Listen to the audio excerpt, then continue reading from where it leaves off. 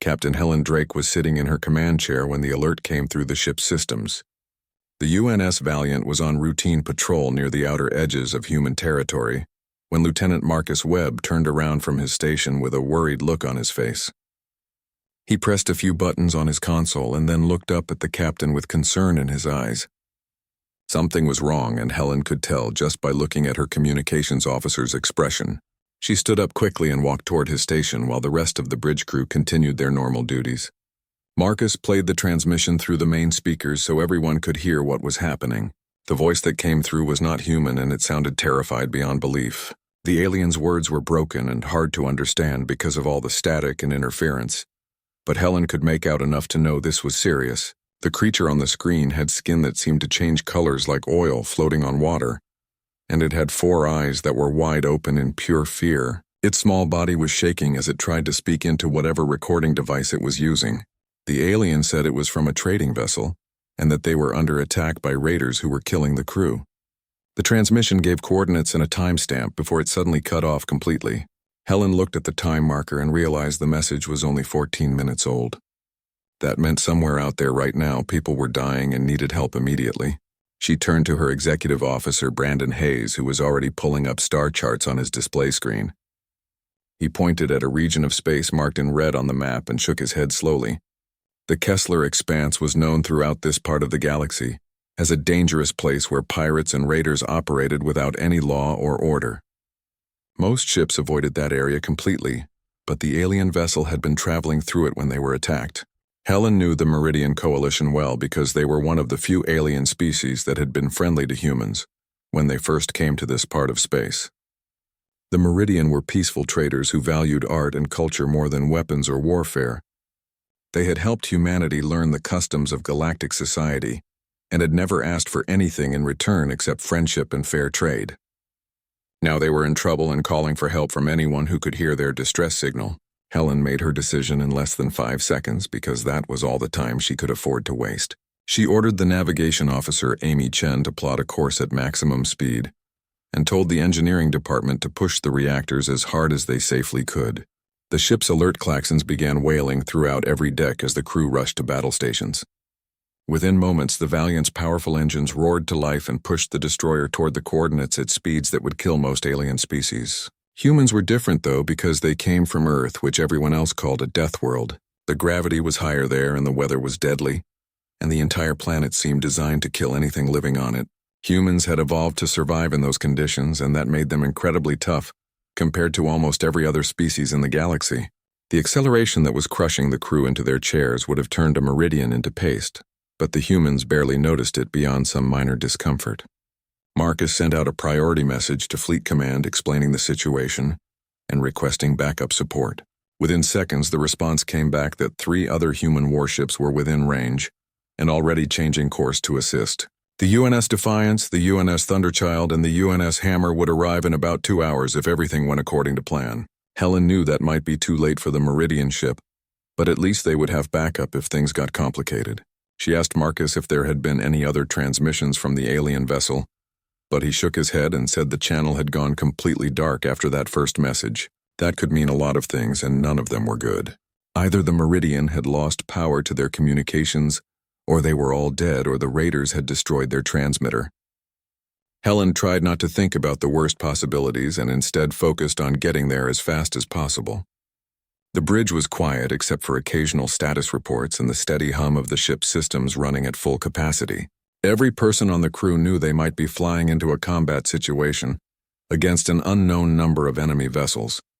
The raiders who operated in the Kessler Expanse were not just thieves, but also slavers and murderers who saw peaceful species as easy targets.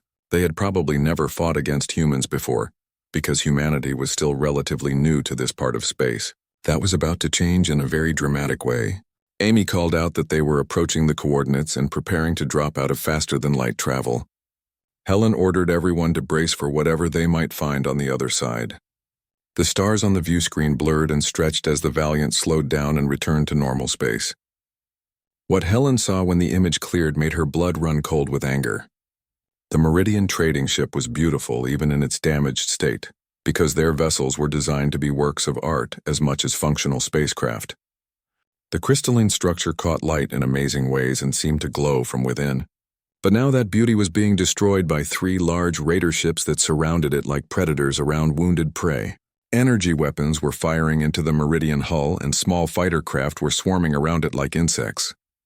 Helen could see pieces of the crystalline structure breaking off and floating away into space. She knew that each of those pieces represented a part of the ship where crew members had been living and working just minutes before. Brandon stood next to her chair and stared at the tactical display with a grim expression on his face. Helen's voice cut through the silence on the bridge like a knife. She ordered Daniel Price at the weapons station to identify all hostile targets and gave him permission to fire at will. She told the raiders through their actions that they had made a terrible mistake by attacking friends of humanity. Price smiled in a way that was not friendly at all as his fingers moved across his controls and locked targeting solutions onto the nearest raider ship. The UNS Valiant had been built by the most violent species to ever achieve spaceflight, and it was designed for exactly this kind of situation. Helen gave the order and the ship's railguns opened fire with devastating effect. The tungsten projectiles fired from the Valiant's railguns traveled at a significant fraction of the speed of light and hit the first raider ship before its crew even knew they were under attack. The kinetic energy was so massive that the ship's shields might as well have been made of paper because they did absolutely nothing to stop the impact. The raider vessel simply came apart in a brilliant flash of light and heat as its hull shattered into thousands of pieces that scattered in all directions. Daniel Price reported the successful hit with satisfaction in his voice and immediately began targeting the next hostile ship. The 2 remaining raiders must have finally realized what was happening because they broke off their attack on the Meridian vessel and turned to face this new threat. Helen watched as their weapon systems powered up and locked onto the Valiant with targeting sensors. Brandon warned her that they were preparing to fire, but Helen was not worried at all. She ordered Amy to execute Evasive Pattern Delta, which was a series of movements designed to make the ship incredibly hard to hit. The Valiant rolled and dove through space with an agility that seemed impossible for a vessel of her size. The raiders fired everything they had, including plasma bolts and missile salvos that would have destroyed most ships in the galaxy. But the Valiant was not like most ships because she had been built by humans who understood that armor needed to be incredibly strong. The plasma weapons washed over the hull and left scorch marks but did not penetrate through to the interior sections. The missiles never even got close because the ship's point defense system shot them down with rapid-fire lasers. Helen ordered Price to return fire and the weapons officer complied with enthusiasm. Missile tubes opened along both sides of the Valiant and launched a swarm of hunter-killer drones into space. Each drone carried a small fusion warhead and had an artificial intelligence system smart enough to chase its target through hyperspace if necessary. Behind the drones, the railguns fired again with 3 shots in rapid succession that lit up the darkness of space.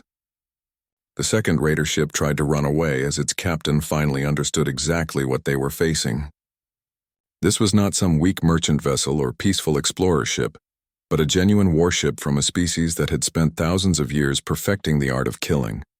The drones caught up to the fleeing raider in just a few seconds and slammed into its engine section before detonating. The multiple fusion explosions tore apart the rear half of the ship and left it tumbling powerless through space.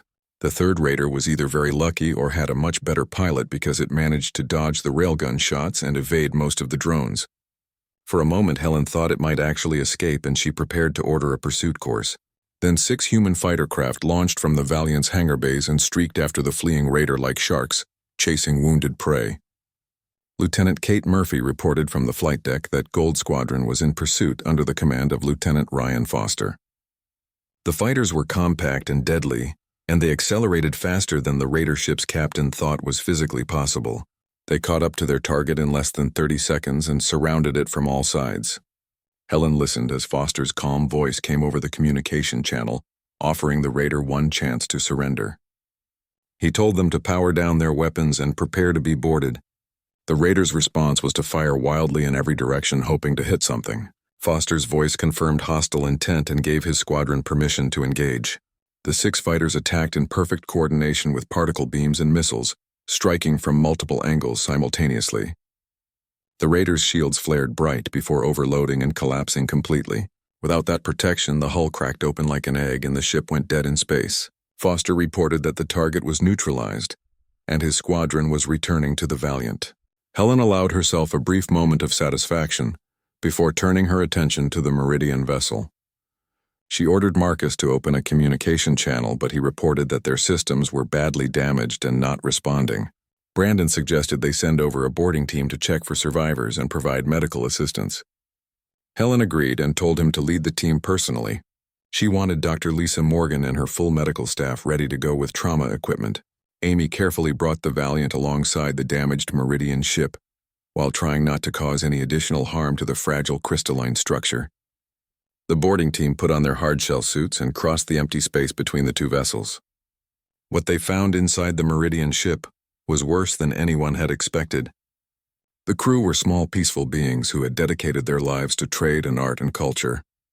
They had never hurt anyone and did not deserve what had happened to them. Out of 37 crew members, only 8 were still alive, and they were huddled together in a sealed compartment that had somehow survived the attack. Brandon's voice came over the comm channel reporting multiple casualties with severe injuries. Lisa's voice was tight with barely controlled anger as she gave orders to her medical team. The survivors were carefully transported back to the Valiant, where the human doctors began treating their injuries. Helen watched through the camera feeds as her crew worked to save the Meridian who had been lucky enough to survive. She felt rage building inside her chest, but she pushed it down into that cold, calculating place where she did her best work. Marcus quietly informed her that Admiral Jack Peterson was calling from Fleet Command and wanted a full report. Helen took a deep breath and told Marcus to put him through. The Admiral's face appeared on the main screen, and Helen could see that he was not happy about what he had been hearing. She gave him a concise summary of the engagement, including the 3 destroyed raider vessels and the 8 Meridian survivors they had rescued. Peterson's expression grew darker as she explained that the raiders had been actively murdering civilians when the Valiant arrived. He asked about the backup she had requested, and Helen confirmed that 3 more human ships were on their way. Peterson was quiet for a moment before telling her something that made her blood run cold. He said they had received 17 additional distress calls in the last hour, and every single one was from a Meridian vessel under attack in this same sector of space. This was not just random piracy, but a coordinated campaign to wipe out the entire Meridian trading fleet. Helen asked for her orders, and Peterson told her that the Deathworlder fleet was mobilizing at full strength to sweep the Kessler Expanse clean of raiders. He said the galaxy needed to learn an important lesson about what happened when someone attacked humanity's friends. Within 4 hours, the darkness of the Kessler Expanse was filled with the bright glow of fusion drives as humanity's war fleet arrived in force. They did not come as a small patrol or even a modest task force, but as the full assembled might of the Terran Defense Navy, showing exactly what humans could do when properly motivated. 47 destroyers, 23 cruisers, 8 battleships, and 3 massive carriers along with all their support vessels and escort flotillas. More than 200 warships bristling with enough weapons to crack planets and shields strong enough to survive flying through a star.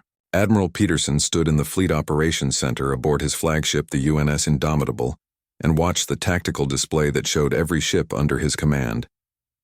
The green icons representing human vessels spread out across the map, while dozens of red icons marked raider ships that were caught in the middle of their brutal campaign. Captain Julie Shaw reported that all ships were ready for combat operations and awaiting orders. Peterson authorized the start of Operation Righteous Fury and told all task groups to engage enemy forces at will. The rules of engagement were simple and brutal. Any vessel that refused to surrender would be destroyed immediately. Any vessel that had harmed Meridian civilians would be destroyed even if they tried to surrender later. Shaw transmitted the orders to every ship in the fleet, and the human warships broke into smaller groups before moving to intercept the raiders. What followed over the next several hours was less like a battle and more like an execution carried out with cold military precision. Task Group 3 was led by the battleship UNS Titan under Captain Greg Palmer, and they encountered 8 raider ships in the process of looting a disabled Meridian passenger liner. Palmer's voice boomed across all communication frequencies, ordering the raiders to stand down immediately or face lethal force. The raider commander was a Krellian warlord named Vash, who had terrorized this sector for more than a decade and thought he was untouchable. He made the worst and final decision of his life by ordering his ships to open fire on the Titan. The battleship's main gun fired exactly once. The massive spinal-mounted mass driver launched a projectile the size of a train car at 5% of light speed directly at Vash's flagship. When the round hit its target, the ship did not explode or break apart but simply ceased to exist as it was converted into expanding plasma and debris. The 7 remaining raider vessels immediately surrendered and powered down their weapons. Task Group 7 consisted of fast destroyers under Commander Patricia Wells, and they found raiders attempting to board a Meridian cargo hauler. The destroyers came in at high speed with their railguns hammering the raider ships with precision fire. Within 3 minutes, 4 of the raider vessels were drifting wrecks and the other 2 were trying to flee at maximum burn. They did not get very far before human fighter wings from the carrier UNS Relentless intercepted them and disabled their engines. Task Group 12 had perhaps the most satisfying encounter of the entire operation. They arrived at a massive Meridian colony ship, carrying 10,000 civilian passengers just as raiders were preparing to force their way inside. The colony ship was completely unarmed and helpless, and had sent out desperate pleas for anyone who could hear them. The human cruiser UNS Vengeance commanded by Captain Aaron Blake answered that call. Blake's voice came over the comm channel telling the Meridian colonists to stay calm and stay safe. He also suggested they avoid looking out their viewports for the next 5 minutes. What followed was a perfect demonstration of naval warfare tactics. The Vengeance and her escort destroyers executed a flawless pincer maneuver that trapped the raiders in a killing field of overlapping fire zones. Railgun rounds and missiles created a space where nothing could survive, and the 6 raider vessels were reduced to expanding clouds of debris in less than 4 minutes. Blake then calmly informed the colony ship that the threat had been eliminated, and that human warships would escort them to safe harbor. The response from the Meridian came in halting emotion-filled words thanking the humans for saving their lives. Blake felt his throat tighten as he told them that protecting friends was just what humans did. Across the entire Kessler expanse, the same scene repeated itself dozens of times. Human ships appeared wherever Meridian vessels were in danger, and the raiders quickly learned they had made a terrible mistake. The humans did not just fight but actively hunted their enemies with a determination that bordered on terrifying. Their ships were faster, and their weapons were more powerful, and their tactics were more aggressive than anything the raiders had ever encountered. They used swarms of drones and fighters, electronic warfare to blind enemy sensors, cyber attacks to disable systems, kinetic weapons, and directed energy. They fought with a cold fury that spoke of a species that had evolved by being the apex predator on their own world. By the end of the first day, more than 60 raider vessels had been destroyed or captured. The Meridian trading fleet that had been on the verge of complete annihilation was now under the protection of human warships. News of what had happened spread across the galaxy faster than light itself, as ships jumped to hyperspace carrying stories of the human response. In the Grand Assembly Chamber of the Galactic Council located on the neutral station of Concordia Prime, the council members gathered to discuss this unprecedented event. Council member Vrix, who was a tall crystalline being from the Sindari Collective, stood before the assembled delegates and complained loudly. He said the humans had overstepped their authority by engaging in military action without getting council approval first. This was exactly the kind of aggressive behavior that everyone had warned about when humans were granted restricted membership in galactic society. Several other council members voiced their agreement, and the chamber filled with various sounds and lights as different species expressed their opinions. Ambassador Nicole Grant represented humanity at the council, and she waited patiently for the noise to die down. She was a veteran diplomat who had been chosen specifically because she could remain calm in situations that would make most people panic. When the chamber finally quieted down, Nicole spoke in a voice that was soft but carried clearly to every corner of the room. She asked Council Member Vrix a direct question about how many council ships had responded to the 17 Meridian distress calls. Vrix's crystalline body flickered with colors that suggested discomfort as he tried to explain that the council had protocols that needed to be followed. Nicole pressed the question again, asking for a specific number. The chamber fell into uncomfortable silence because everyone knew the answer. 0 ships had responded. Not a single council vessel had moved to help the Meridian, even though they were full members who paid their dues and followed all the rules. Nicole continued speaking and pointed out that while the Meridian were being slaughtered, the council did nothing except talk about protocols and procedures. Another council member tried to defend the inaction by explaining that proper responses required time for discussion and debate. Nicole's voice took on a harder edge as she asked how much time the 3,000 dead Meridian civilians had, while they waited for the council to finish debating. She asked how much time the families on colony ships had, while raiders prepared to board and murder them all. She stepped forward, and despite being physically smaller than most beings in the chamber, her presence seemed to fill the entire space. Nicole stated clearly that humanity had sought council membership because they believed in cooperation and mutual protection. They still believed in those ideals, but they would absolutely not stand by while their friends were murdered because of bureaucratic delays. Fricks demanded to know if she presumed to lecture the council itself. Nicole replied that she was simply stating facts that everyone needed to hear. She explained that Earth was what the galaxy called a death world, and that humanity had evolved, fighting for survival against a planet that actively tried to kill them every single day. Humans were extremely good at violence because they had to be in order to survive, but they were also extremely good at loyalty, and they valued their friendships above almost everything else. She pulled up holographic displays showing footage from the rescued Meridian ships and forced the council members to watch. The images showed the terrible damage and the dead bodies and the survivors clutching human medics while crying in gratitude and relief. Nicole said that the Meridian Coalition had welcomed humanity when other species would not. They had traded fairly and taught humans about galactic customs and treated them with respect and dignity. When the Meridian needed help, humanity responded because that was what honor demanded. She stated firmly that this was not aggression but loyalty to friends. A new voice joined the discussion as the Meridian Council representative herself stepped forward to speak.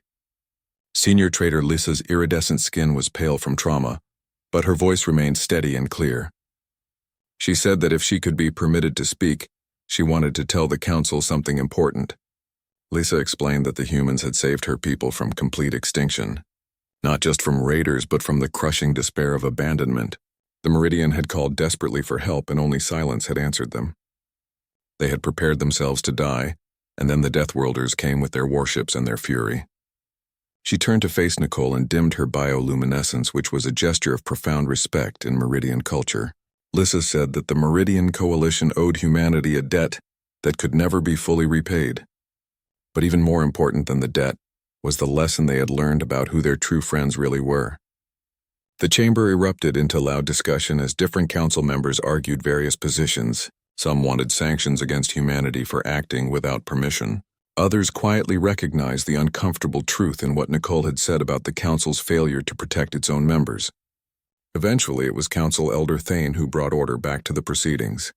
The ancient being, whose form was a shifting mass of energy barely contained in a force field, spoke in a voice like distant thunder. Thane said that perhaps the council was the one that needed to learn a lesson today. The humans had responded to a serious threat with efficiency and determination. They had saved thousands of lives while the council debated protocols and procedures.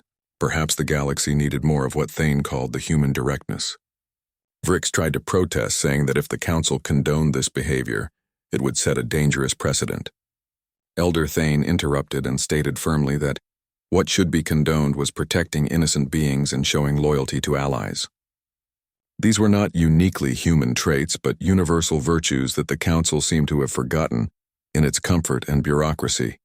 The elder paused, and its energy form pulsed with what might have been thoughtfulness. Thane made a formal motion that the council officially recognize the human response to the Meridian crisis as legitimate defensive action taken on behalf of an ally.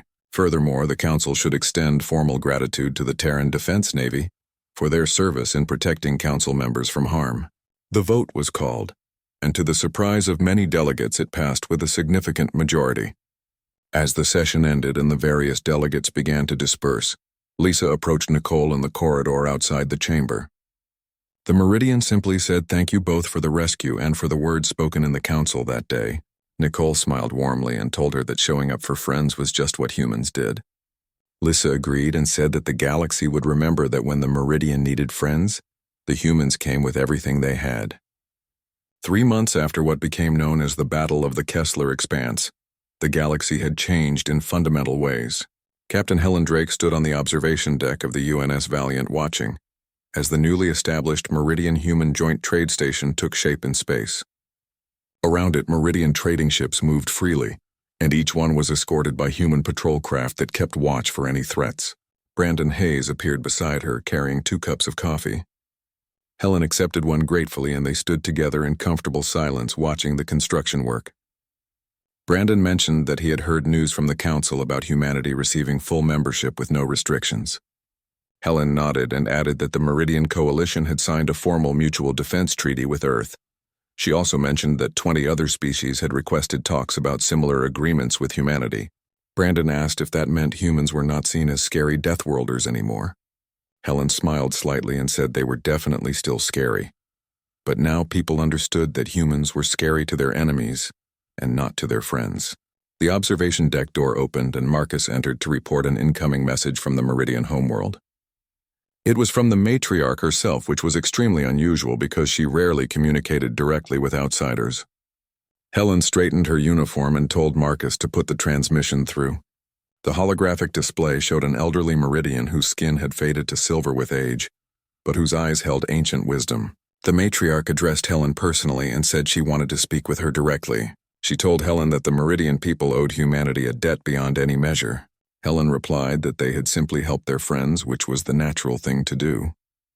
The matriarch said that the word friend had taken on new meaning. For generations, the Meridian had traveled the stars as traders and artists, believing that commerce and culture could unite the galaxy. But they had been naive about the nature of the universe.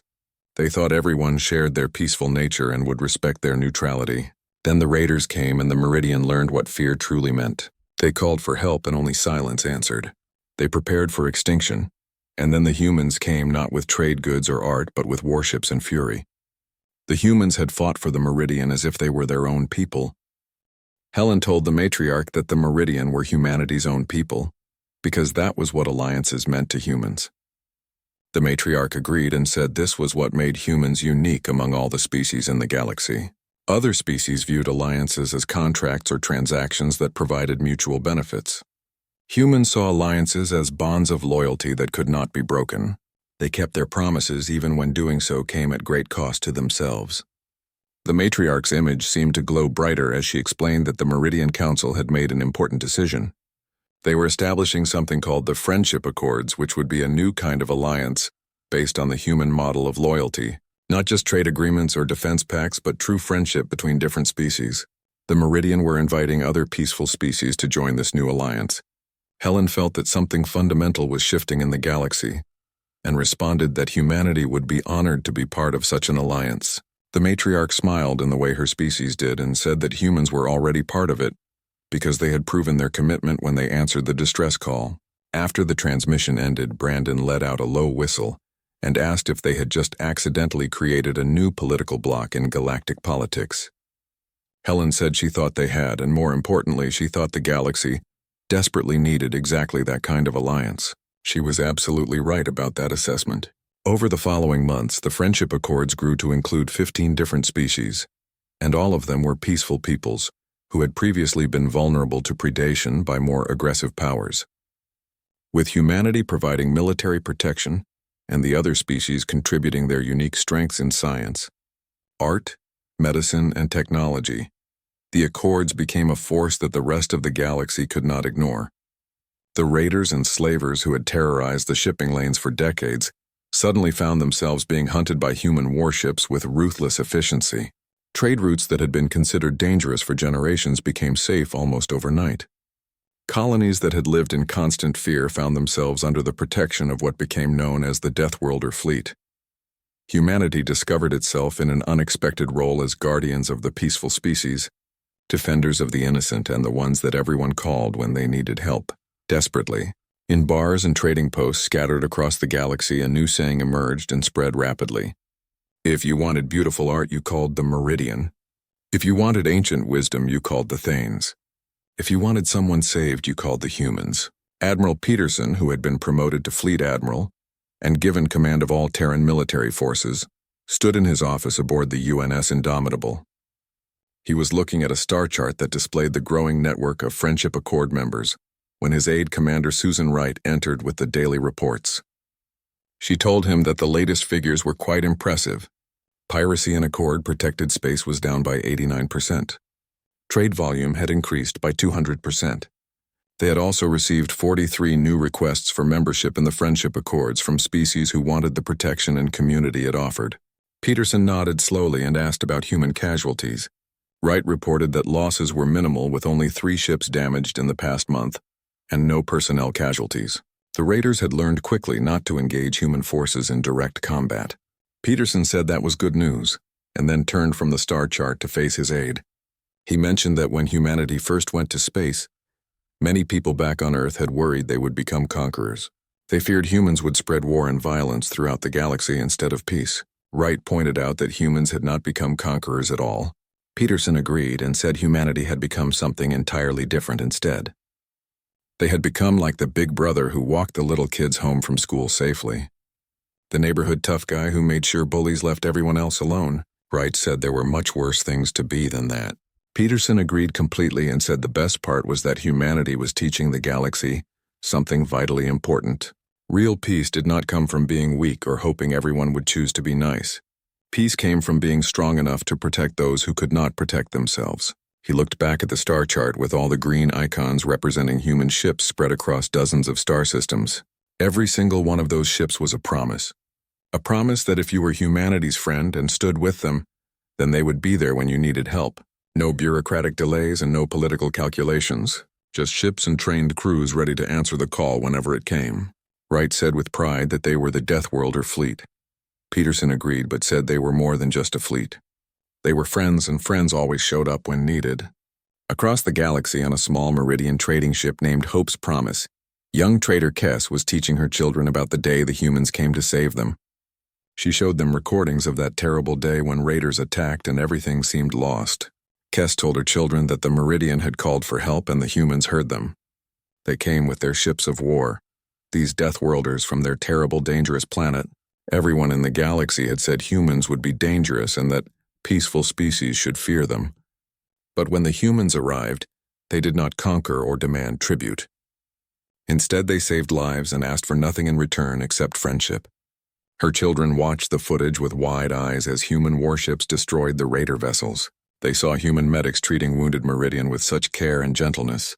They watched Captain Drake standing on her bridge giving orders to protect innocent people she had never met before.